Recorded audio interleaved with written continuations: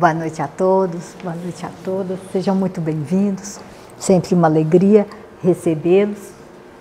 E hoje para contar história, né? Bem, eu imagino que estejam todos se perguntando, né? Por que falar de uma história infantil, de Branca de Neve e os Sete Anões, numa casa espírita? Eu vou tentar responder a essa pergunta no decorrer da palestra. Mas certo é o seguinte, que Branca de Neve e os Sete Anões foram escritos num livro que se chamava Contos de Fadas para Crianças e Adultos. Aí já começa. Isso não nos contaram, né? Só nos contaram a parte infantil. Hoje, como adultos, certamente todos ouviram essa história. E hoje, como adultos, o que eu os convido é para fazer uma outra leitura disso, sabe? O que essa criança absorveu desse conto e o que ela trouxe com essas crenças para a sua vida adulta. E o que nós vamos fazer aqui é uma interpretação desse conto.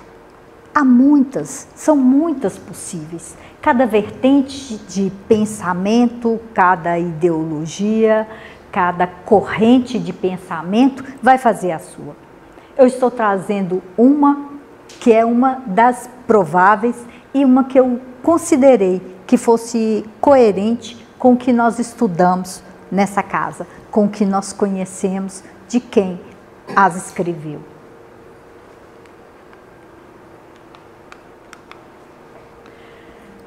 Todos os contos, de uma forma geral, eles têm algumas características. Até porque a linguagem, a literatura, nasceu muito antes do alfabeto. Muito antes de se falar nas letras, já se contavam histórias. Uma das características dos contos de fada é que eles vão surgir a partir de contos folclóricos que permeavam a cultura e eram transmitidos oralmente. Essa transição entre o mundo real e o mundo da fantasia é povoado de elementos imaginários e fantasiosos, como fadas, duendes, príncipes, princesas, que vão movimentar ao longo dessa história e criar essa narrativa. Mas o conto de fada tem sempre uma função. E a principal função de um conto de fadas é educar. A outra função é expandir essa consciência para que se amplie uma visão de mundo. Por meio dessa literatura, as crianças vão aprendendo a lidar com suas circunstâncias, com suas problemáticas e enxergar alguma saída, alguma solução para os problemas que os pequenos não conseguem entender ainda os processos. Professora Aguiar diz que isso faz com que os contos de fada funcionem como agentes emancipadores, levando esse pequeno leitor ou esse ouvinte a projetar para além do universo do cotidiano dele e criar uma vida que possa ser vivida, que possa ser compreendida por ele. Bethlen foi um psicanalista austríaco que disse que escreveu um livro chamado A Psicanálise dos Contos de Fada. Ele se debruçou bastante sobre esse assunto e nós falaremos muito dele hoje. Ele diz que a criança extrai significados diferentes do mesmo conto, dependendo de seus interesses e das necessidades do momento. Bethlen diz que cada criança vai se identificar com o conto que tem a ver com a sua situação. Uma criança que vive problemas familiares vai se identificar com Branca de Neve, com a Pequena Sereia. A que vive circunstâncias de rejeição, de ser diferente, vai se identificar com o patinho feio, por exemplo. E que essas duas crianças, em situações diferentes, ao lerem o mesmo conto, elas vão trazer visões diferentes de acordo com a problemática que vivem. Bethlen ainda nos diz que não é o fato de a virtude vencer no final, lembre, viveram felizes para sempre, que promove a moral da história, que traz essa moralidade, mas que é o fato de o herói ser muito mais atraente para a criança, que vai se identificar com ele, que vai viver as provas com ele e no fim vai triunfar junto com ele. Então ela sofre, mas ela também triunfa quando a vitória acontece. E essas analogias a criança faz por si própria. Por isso, isso é tão emancipador na vida dela.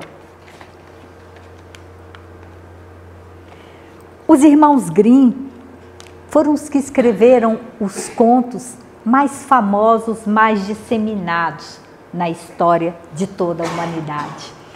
Porque os contos deles são os que mais alimentam essa fantasia, que nutrem esse imagético e que trazem essa magia de tal forma que ele pode ter cabimento numa cultura oriental como numa cultura ocidental da mesma forma. E eles tinham uma intenção, William Grimm e Jacob Grimm, no século XVIII, de meados do século XVIII a meados do século XIX, eles tinham essa intenção de registrar e de materializar os contos, as expressões culturais do seu povo, aquilo que era contado nas classes mais baixas, aquelas histórias que passavam de cultura a cultura, de geração a geração, eles queriam materializar isso e foram à fonte, buscando informação nos habitantes locais. E Bethlen disse que o prazer, esse prazer que nós experimentamos quando nós nos permitimos ser sensíveis a um conto de fadas, esse encantamento, ele não vem apenas do significado psicológico do conto, mas vem em especial do conto ser uma obra de arte. E enquanto obra de arte, é uma obra aberta. E enquanto obra aberta, ela pode ter muitos significados, são símbolos, e essa interpretação, essa leitura, ela pode ser feita de formas diferentes. Mas eu quero em especial ressaltar Jacob Grimm, um dos irmãos Grimm. Jacob Grimm foi um filósofo, jurista e folclorista alemão. William também era um filólogo. E ele em uma de suas encarnações, em que ele assume esse nome de Antônio Grimm, que é esse próprio que está aqui, que é mentor intelectual da SBE e orientador espiritual dessa casa, ele assume o nome de Antônio Grimm, porque Antônio foi o nome que ele teve numa encarnação na Itália, que foi quando ele percebeu que mais ele experimentou a bondade, que mais ele aprendeu sobre isso. E na encarnação que ele viveu como Grimm na Alemanha, foi a que mais ele experimentou o conhecimento. Então ele junta as duas coisas, a bondade e o conhecimento, e assume, enquanto espírito, esse nome de Antônio Grimm. Todo o trabalho que Antônio Grimm fez junto com o professor Mauri, se manifestando desde 1953, produzindo essas inflexões doutrinárias, tem esse objetivo de dar ao espiritismo um novo conceito. E quando se pensa, nós podemos dizer que isso é tão vivo, a obra que o professor Mauri, junto com Antônio Green, produziram, foi uma obra tão extensa, tão profunda, tão valiosa, que nós podemos dizer que ela continua sendo reproduzida, apesar aí de já ser quase 3 anos que o professor Mauri desencarnou. Isso está tão vivo, esse trabalho, e ainda há tanto para entendermos, para estudarmos sobre isso.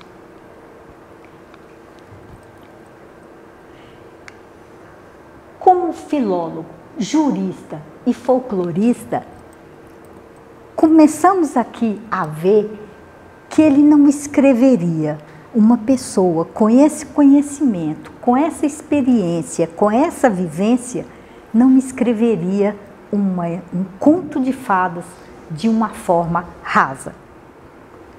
Que há muito mais profundidade à medida que vamos fazendo essa leitura e essa releitura dos seus contos. Então nós chegamos a Branca de Neve e os 7 Anões.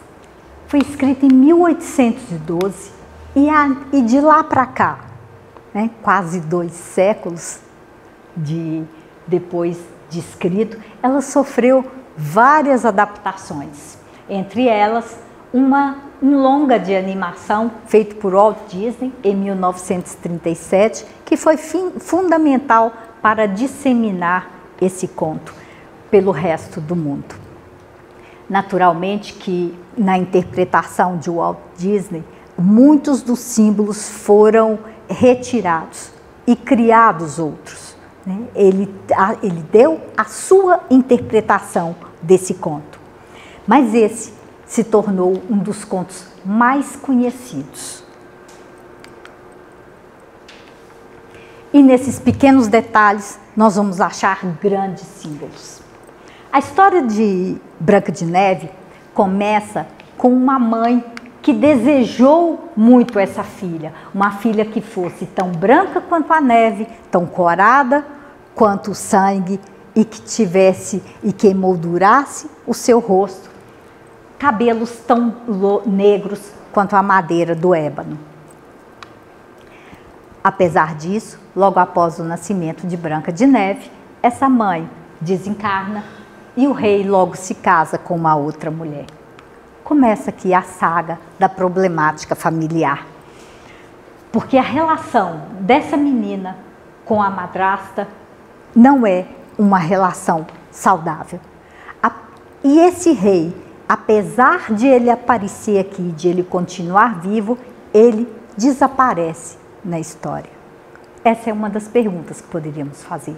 Onde está esse pai que não protege essa filha? Em momento algum esse pai volta a aparecer, durante toda a história. Essa madrasta, ela era muito vaidosa e ela possuía um espelho mágico, que aqui ela perguntava se existia mulher mais bela e o espelho respondia: você é a rainha mais bela. Até que um dia Branca de Neve completa 7 anos. Branca de Neve completa a primeira infância e a rainha, ao perguntar ao espelho quem era mais linda, é surpreendida com a resposta: Branca de Neve é a mais linda. Isso cria inveja e ódio na madrasta pela menina. Até os 7 anos, Branca de Neve não era um problema.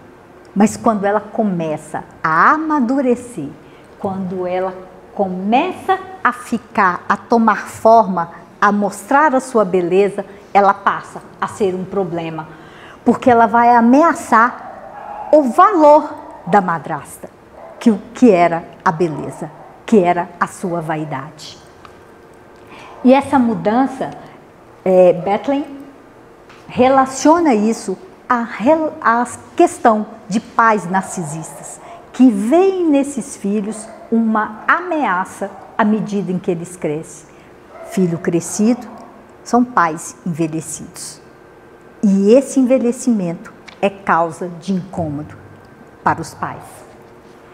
E esse espelho, na verdade, é a própria consciência da rainha. É um espelho que só mostra o ego e o narcisismo dela. Movida pelo ódio e pela inveja, a rainha ordena ao caçador que leve Branca de Neve para a floresta e que arranque seu pulmão ou coração, isso diverge, e o fígado, para que pudesse comê-los. Desesperada, Branca de Neve implora ao caçador que a deixe ir e promete fugir para a floresta e nunca mais voltar. Mas esse caçador, quando se apieda de Branca de Neve, ele mata um animal, não sei se é um veado ou se é um javali, isso também destoa, mas a verdade é que essas vísceras que ele entrega à rainha são desse animal e ela devora isso como se fosse da menina. E qual que é o significado disso, né? Alguma antropofagia, há uns elementos bastante pesados a princípio numa história infantil. Fígado tem uma relação com a raiva. Fígado tem uma relação com todo esse ensimesmamento e especialmente fígado tem uma relação com a coragem. Em muitas tribos da antiguidade, matava-se o inimigo e comia o seu fígado. Era como se você absorvesse a força daquele guerreiro.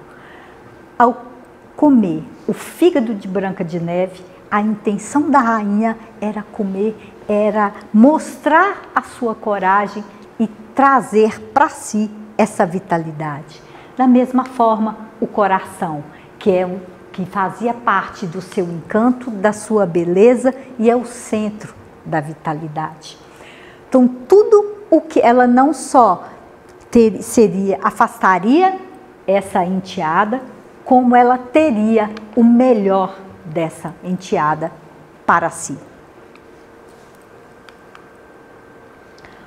E nessa trajetória, por medo e por desespero, quando Branca de Neve adentra para a floresta, onde ela vai, na verdade, é em direção a si mesma.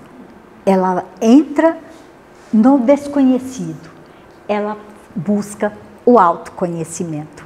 E ela sabe que ela vai passar por diversas dificuldades. E ela enfrenta isso. Ao encontrar a casa dos 7 anões, no meio da floresta, Branca de Neve se surpreende com a organização e o tamanho dos objetos e utensílios.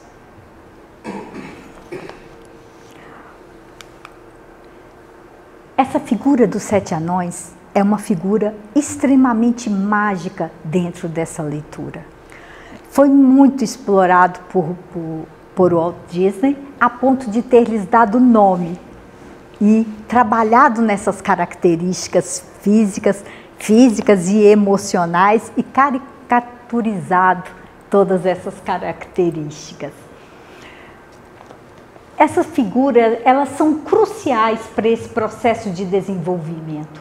Na verdade, a casa dos 7 anões era a casa interior de Branca de Neve. E esses 7 anões eram personificação de uma Branca de Neve fragmentada. Nós tínhamos dentro disso um mau humor e uma raiva no zangado, a preguiça em Soneca, a inocência em Dunga, o sentimentalismo e uma certa carência exagerada em Dengoso, um positivismo, uma alegria desmedida infeliz, uma superioridade, muitas vezes uma arrogância no mestre, e as alergias de Atim. Tudo isso era Branca de Neve, tudo isso convivia nela. Como Branca de Neve estava com muita fome e sede, comeu de cada pratinho um pouco de verdura e um pedacinho de pão e bebeu de cada copinho um gole de vinho, pois não queria comer tudo de um só pratinho. Depois, como estava muito cansada, deitou-se numa das caminhas. Eram todas muito pequenas. Uma era muito estreita, outra muito curta, até que finalmente a sétima serviu. E ali ficou deitada. Rezou e adormeceu. Transcrito de Grimm. Rezou e adormeceu. Apesar do cansaço, apesar de uma nova história, de um novo local, Branca de Neve não se esqueceu de fazer prece antes de dormir. Ao comer de cada pratinho, beber de cada copinho, experimentar cada caminha, Branca de Neve transita entre um mundo infantil e um mundo adulto. E ela toma conhecimento de todas essas partes, que na verdade são as partes dela integralizadas, que vão se integralizando na medida do processo de amadurecimento. O que Bethlen chama de que todos somos eventualmente expulsos do paraíso original da infância. Não dá mais para permanecer na inocência da infância. Agora é preciso harmonizar o seu eu para uma nova caminhada. E ela vai se deparar com uma realidade que agora ela vai enfrentar os seus desejos e as suas frustrações. E como lidar com eles? Então, o primeiro olhou ao redor, os anões chegam em casa, se deparam, observam que algo diferente havia acontecido.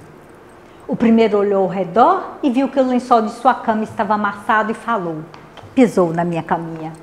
Os outros vieram correndo e gritaram: na minha caminha também alguém esteve deitado. Mas o sétimo, quando olhou para sua cama, viu Branca de Neve que dormia. Chamou os demais que vieram correndo e gritavam de admiração. Buscaram suas 7 lâmpadazinhas e iluminaram Branca de Neve. 7 lâmpadazinhas. Ao iluminarem a menina que dormia, os anões estão lançando luz aos problemas de Branca de Neve, aos problemas existenciais de quem passa de uma fase de infância para uma adolescência, para uma vida adulta. Branca de Neve é então convidada a morar com os anões em troca de serviços domésticos. Os anões trabalhavam na mina e ela faria o trabalho em casa. Mas eles alertam ela, antes disso, sobre o perigo de a rainha descobri-la lá naquela casa e pedem a ela que não abra a porta para ninguém.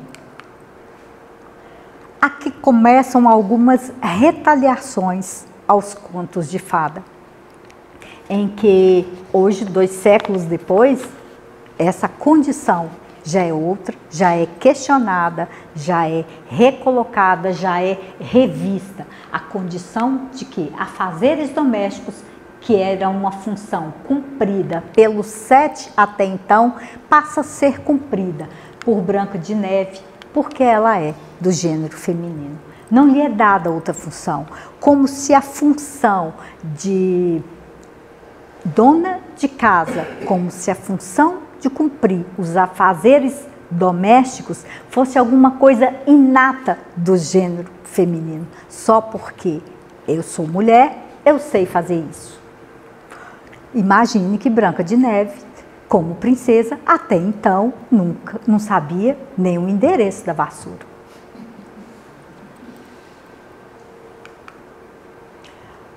Ao ser avisada pelo espelho mágico que Branca de Neve continuava viva e estava morando na floresta com os 7 anões, a rainha, enfurecida, elabora meios de ela mesma acabar com a vida da princesa.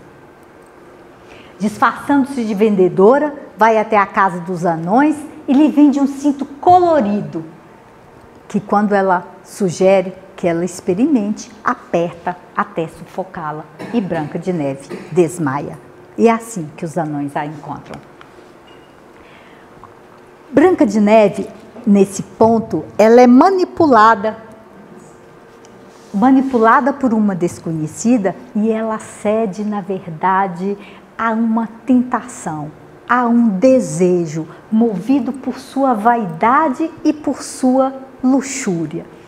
E é aqui que as crianças se identificam. Branca de Neve desobedeceu. Ela era pura, boa, perfeita. Mas ela também comete erros. Ela age como alguém que aceita sugestões alheias sem pensamento prévio a respeito, coisa que o irmão Grimm tanto nos chama a atenção. Façam um pensamento crítico sobre qualquer situação da sua vida. Façam uma leitura crítica sobre tudo aquilo que você conhece, sobre tudo aquilo que você vive, que você vê. E ela não fez, apesar de ter sido alertada. O mesmo acontece com o segundo encontro, quando Branca de Neve compra um pente envenenado da vendedora, ao qual a deixa desacordada até a chegada dos anões. E no último e trágico encontro, a rainha leva para Branca de Neve maçãs envenenadas que são fatais para ela. Nessa passagem, Beth acredita que se atingiu o estágio final do seu crescimento. E que esse tipo de inércia aqui, em que ela é colocada a partir dessa maçã, é isso que vai levá-la para um estado mais elevado de maturidade e consciência. Agora sim, ela precisa se retirar depois de 3 tentativas. Observem um cinto. Tá? O que você está, onde você está pretendendo caber? Alguns leem isso como, traduziram esse cinto como um espartilho, né? Que era uma roupa que se usava e se apertava bastante. E poucas mulheres cabiam no espartilho, mas elas se forçavam, eram como entrar numa forma. Ou onde você está pretendendo entrar que não te cabe. Um pente envenenado, como é que você está envenenando sua cabeça, seus pensamentos? E uma maçã, o que você está, como você está se alimentando, de que venenos você tem se alimentado. Apesar de Branca de Neve já ser adulta, enquanto crescimento físico, ela precisava atingir uma maturidade intelectual. Ela precisava aprender a fazer esse pensamento crítico. E fizeram um caixão de vidro para que pudessem vê-la de todos os lados. Depois disso, o colocaram no topo de uma colina. E um deles sempre ficava perto para vigiá-lo. Até os animais da floresta vinham e choravam por Branca de Neve. Primeiro uma coruja, depois um corvo e por último uma pombinha. Várias coisas nisso aqui, né? Na colina. Por que colocar, primeiro, por que um caixão de vidro? Para que não separava ela completamente interior de exterior, mas que deixava com que isso permeasse aquele corpo, que na verdade eles não acreditavam completamente morto. E ser colocado no alto de uma colina. A colina sempre nos remete à espiritualidade. Moisés subiu a montanha, nós temos os sermões da montanha. A colina nos remete a alguma coisa que se eleva. E esses animais? A coruja ela traz um símbolo de sabedoria. O corvo, a coruja enxerga à noite. O corvo de consciência que transita entre todos os mundos e é um mensageiro, e o amor que é trazido pela pomba, que nós trazemos também muito como paz, né? E que esses são elementos fundamentais para a concretização do amadurecimento.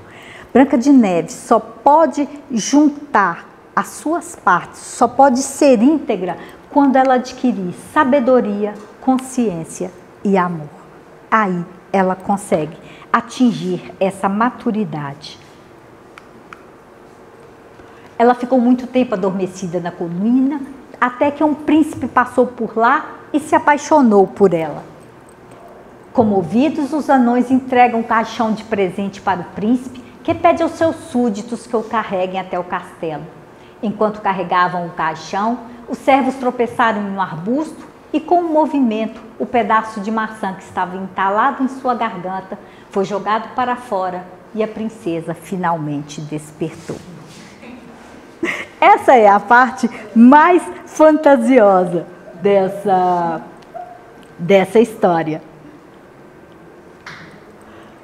Esse casamento era tido no século XIX, toda a maturidade que uma mulher atingia tinha como finalidade que ela atingisse o casamento. Essa era a finalidade. As super-heroínas de hoje têm uma outra conotação. Muito dificilmente elas vão ter esse final, para terem esse final feliz, elas vão precisar de um companheiro necessariamente. Muito mais trabalhado a independência delas. Mas é um valor que nesses 2 séculos não se perdeu. A heroína de hoje, como a heroína do século XIX, ela tem família. Branca de Neve desperta para uma nova vida, pois agora não é mais uma criança, mas uma mulher, e atingiu todas as fases do crescimento, e agora se encontra na fase adulta, amadurecida física e mentalmente.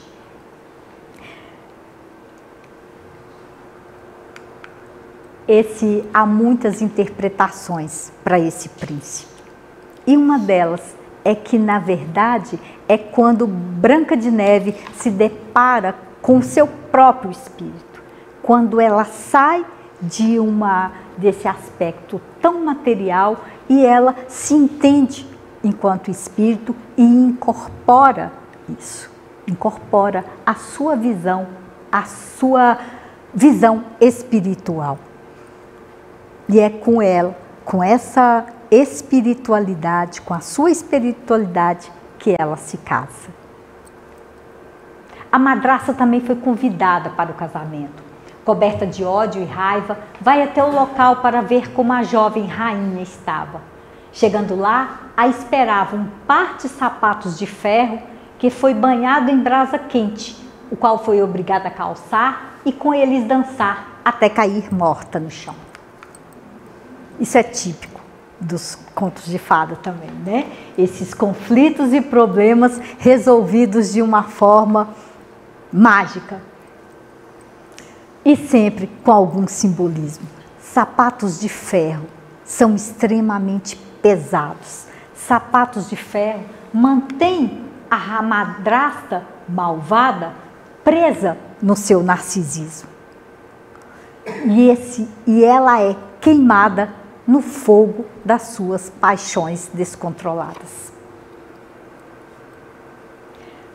E o que o conto nos passa é isso, que é preciso controlar essas paixões para que se tenha um final feliz.